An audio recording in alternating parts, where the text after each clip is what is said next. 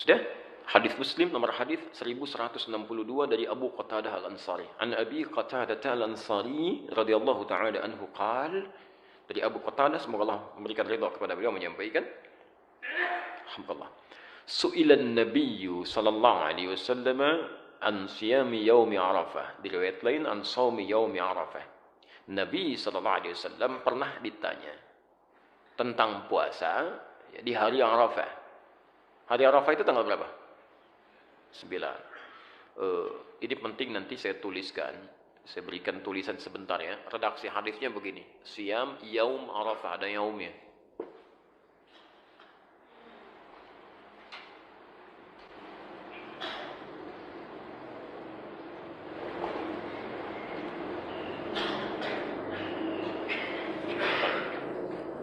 Ingat ya. Siyam yaum Arafah. Suka agak keliru. Sebagian orang mengatakan saum Arafah. Kalau cuma disebutkan Nabi mengatakan siyam Arafah, puasa Arafah. Arafah itu menunjuk pada momentumnya. Ya, momentum orang wukuf. Jadi kalau bahasanya puasa Arafah, maka nggak ada penafsiran. Semua di seluruh negeri ini harus berpuasa bersamaan dengan orang wukuf. Jadi nggak usah ada penafsiran. Nggak usah ada penafsiran. Jadi begitu di Saudi misalnya wukuf sekarang, kita ikut puasanya di hari itu. Jelas ya? Itu kalau tidak menggunakan yaum. Tapi kalau menggunakan yaum itu disebut dengan dzarfuz zaman, ya. Huruf yang melekatkan sesuatu pada waktunya, bukan momentumnya. Menunjuk pada waktu. Ya. Di yaum itu menunjuk pada waktu. Maksudnya apa? Hadis ini ingin menegaskan puasa ini dilakukan bukan mengikuti momentumnya, tapi mengikuti waktunya. Ya. Waktu orang wukuf tanggal berapa? 8 apa 9? 9. Ya. Di waktu orang wukuf di tanggal 9 Dzulhijjah. Artinya, kalau di satu tempat, satu daerah, satu negara, sudah masuk ke tanggal 9 Dzulhijjah, sekalipun tidak sama dengan tempat orang wukuf sekarang di Saudi, maka itu sudah harus menunaikan puasanya. Jadi jatuh puasanya pada tanggalnya, bukan pada momentum wukufnya. Jelas ya? Yang harus diikutkan pada tempat tertentu.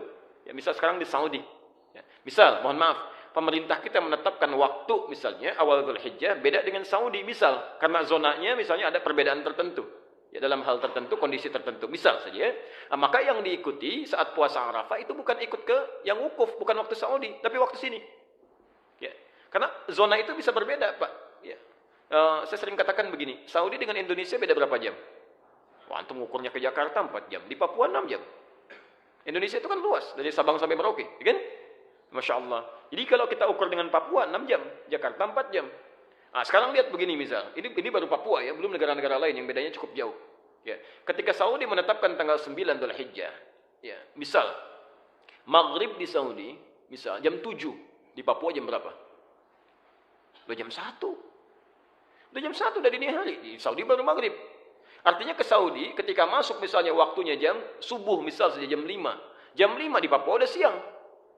Udah siang, bahkan sebagian sudah beda waktu. Yang jadi persoalan misalnya kalau Saudi duluan, Saudi sudah tanggal misalnya 9 Dzulhijjah rahmakallah. Di sini sebelumnya. Bisa terjadi.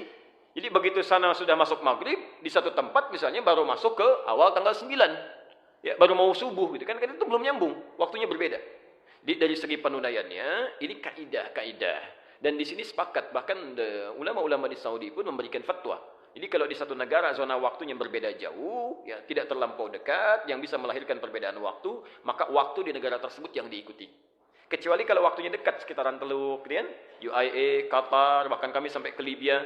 Itu kalau Saudi musim haji sudah ikut waktu Saudi, ya nggak ribut-ribut lagi. Kecuali kalau yang masanya cukup agak jauh seperti kita saat ini di beberapa tempat. Jelas ya? Jadi nanti kalau pemerintah menetapkan waktu misalnya bersamaan, alhamdulillah. Kalau tidak, ikuti waktu kita. Jelas ya? Baik. Itu pahalanya, Pak. Sehari aja, Bu. Sehari aja. Yukaffiru sanatal madiyah wal baqiyah. Bisa menggugurkan dosa setahun berlalu. Plus menjaga tidak berbuat dosa setahun yang akan datang. Lumayan. Anda puasa sehari, dosa setahun gugur. Setahun, Pak. Yang hari ini aja belum tentu diampuni. Ini setahun. Masya Allah. Ya. Dan yang paling menarik bahasanya, lihat cara menerjemahkannya ada sementara, mohon maaf yang keliru menerjemahkan. Ada yang mengatakan mengampuni dosa setahun berlalu dan setahun yang akan datang. Masya Allah kalau setahun yang akan datang sudah diampuni dosa, berbuat dosa aja. Itu ada sendal di depan bagus-bagus, ambil nanti. Ya. Masya Allah. Karena nggak dihukum, dan nggak dihukum, nggak dihitung. Itu cara berpikir yang keliru. Jadi menerjemahkannya, mengampuni dosa yang telah lalu setahun, dan menjaga orang ini tidak berbuat dosa untuk setahun yang akan datang.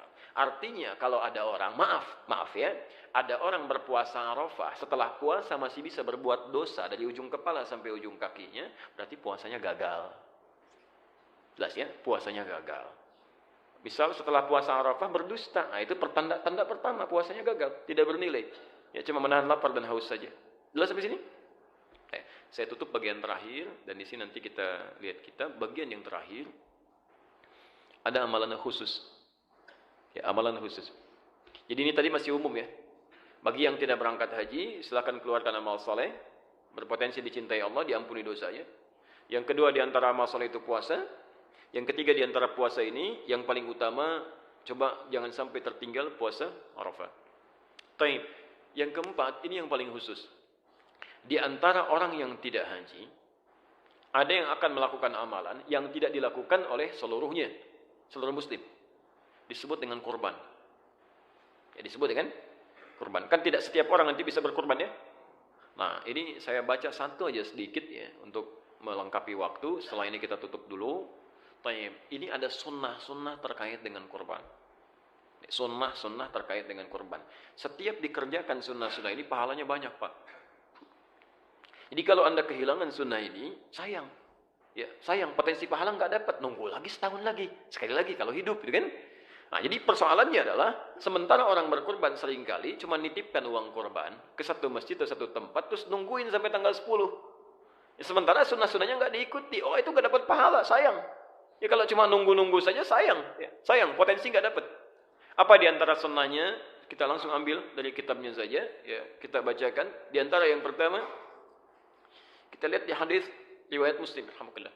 Nomor hadis 1977, bab yang ke-39. Ya.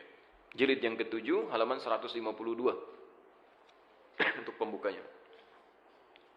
Baik, sunnah pertama. Jadi Anda kalau nanti mau berkorban, tolong garis bawahi betul ini ya. Bismillahirrahmanirrahim. Bab, satu pembahasan. Babu nahyi man dakhala alaihi ashru dzil hijjah wa huwa muridu tadhiyah. Satu pembahasan tentang larangan.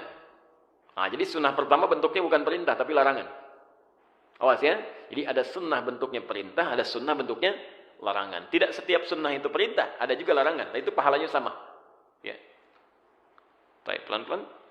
Babun nahyi, bab tentang larangan. Man dakhala alaihi ashru dzil hijjah, bagi siapa yang telah memasuki awal 10 pertama Dzulhijjah. Maksudnya tanggal 1 Dzulhijjah sudah masuk, gitu kan? Wa huwa muridu tadhiyah, dan dia menginginkan untuk berkurban. Ya. Jadi ada orang yang memang sudah punya rencana untuk berkurban. Kalau Anda sudah punya rencana, sudah disiapkan, hewan sudah mau dibeli, kan? Maka sejak tanggal 1 Dzulhijjah, sunnah pertama, ayyakhudha min sya'rihi aw adharihi syai'a. Nahyun an ya'khudha min sya'rihi aw adharihi syai'a. Itu ada larangan memotong kuku dan seluruh rambut yang melekat pada tubuhnya. Saya ulang, larangan memotong kuku dan seluruh rambut yang melekat pada tubuhnya. Baik, yang pertama, larangan ini berlaku khusus bagi yang akan berkorban saja. Kalau yang tidak perlu. Ini bagian pertama.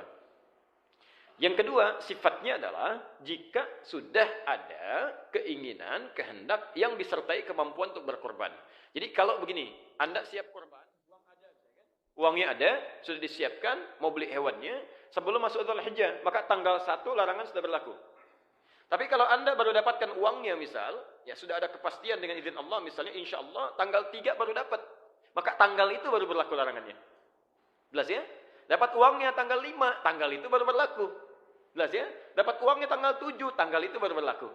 Dapat uangnya tanggal 10, tidak berlaku hukumnya. Jelas ya? Tidak berlaku hukumnya. Karena ini hanya berlaku bagi tanggal 1 sampai dengan menjelang akan dipotong hewan korbannya. Ya. Jelas sampai sini? Baik. Sifat larangan ini, sifatnya bukan wajib. Awas. Jadi kalau Anda misalnya lakukan pun, misal saya mau potong kuku saja, ya, dosa sih tidak. Cuma kehilangan banyak pahala. Jelas ya? Kehilangan banyak potensi pahala. Nanti kita akan lihat apa maksudnya, kenapa dilarang potong kuku dan rambut. Ya. Kenapa dilarang potong kuku dan rambut. Yang ketiga, perhatikan betul ya, ini sering keliru di sini. Sering keliru. Hadis ini jelas menunjukkan dari semua kalimatnya, bahkan nanti runtutan keterangannya, yang dimaksud larangan itu berlaku pada orang, bukan pada hewannya. Bukan pada hewan. Nah, ini ada kekeliruan-kekeliruan yang menyebar di masyarakat, menunjukkan bahwa, nanti saya perjelas lebih jauh di siaran yang lain, bahwa ada sementara mengartikan yang dilarang itu adalah memotong kuku dan bulu hewan kurbannya. Ini yang jadi fatal, kesalahan ini terjadi, maaf, adanya proses penerjemahan, khususnya di Indonesia, yang punya kebiasaan buruk. Jadi penerjemah ini kadang-kadang penerbitnya membagi-bagi terjemahan nih. Ya. Ini misalnya Sahih Muslim nih, dibagikan ke sekian orang, 3 orang nerjemahkan. 3 orang ini kan kapabilitasnya berbeda-beda. Dan tidak bisa membedakan antara bahasa hadis dengan bahasa fikih. Apa yang terjadi? Ada yang mengartikan larangannya, larangan memotong kuku dan bulu binatang kurban. Diterjemahkan ke dalam bahasa Indonesia, ini saya ada kopiannya ya. Nanti lebih jelas lah bisa kita bahas di kesempatan lain. Ini diterjemahkan ke dalam bahasa Indonesia, ya di halaman 899 ditulis kitab kurban dan disandarkan pada seorang syekh yang sangat populer sekali. Ya, syekhnya nggak salah, yang salah yang menerjemahkan. Ya, terjemahannya, apabila 10 hari pertama telah tiba dan seorang di antara kalian bermaksud hendak berkorban, maka janganlah dia mengambil bulu dan kuku binatang kurbannya. Ini sudah fatal. Fatal kesalahannya. Dan disebarkan dan orang mengamalkan ajaran yang salah. Baiknya, di mana letak kesalahannya? Satu, redaksi hadisnya menunjukkan pada orang. Disebut oleh Nabi rambut. Pak, Ibu sekalian, mohon maaf ya, mohon maaf. Di sini rambutnya menggunakan kata basyar. Rambut itu istilah khusus yang melekat pada manusia. Kalau pada hewan, bulu. Dan lain, bulu ayam, bulu kambing, ya, bulu sapi, bulu domba. Nggak ada rambut ayam. Rambut kelinci bagus banget ya, bulu. Gitu ya. Kalau kita rambut, jelas ya? Itu bagian pertama. Yang kedua, di Sahih Muslim ini ada kita mesti belajar cara membacanya. Beda dengan baca Al-Bukhari, lain. Sahih Muslim ini ada hadis berbintang, ada hadis tidak berbintang. Kalau yang berbintang itu tandanya dia punya asbabul wurud, sebab hadis itu disampaikan. Sebab hadis ini sampai ke kita, sampai dirangkum oleh Imam Muslim, itu ada salangan beberapa sahabat yang belum tahu tentang informasi ini, mendekat ke Idul Adha itu pada masuk ke toilet, ke hammam. Ada yang cukur kumis, cukur bulu ketiak, macam-macam. Diadukan itu kepada Ibnu Musayyab yang punya hadis ini. Kata Ibnu Musayyab, "Hadza haditsun qad nusiya wa turika." Ini hadis sekarang sudah banyak orang yang lupa, banyak ditinggalkan. Kata beliau, disampaikanlah hadis ini, maksudnya orangnya. Orangnya, jangan potong kuku, jangan potong rambut. Itu orangnya, kata Ibnu Musayyab.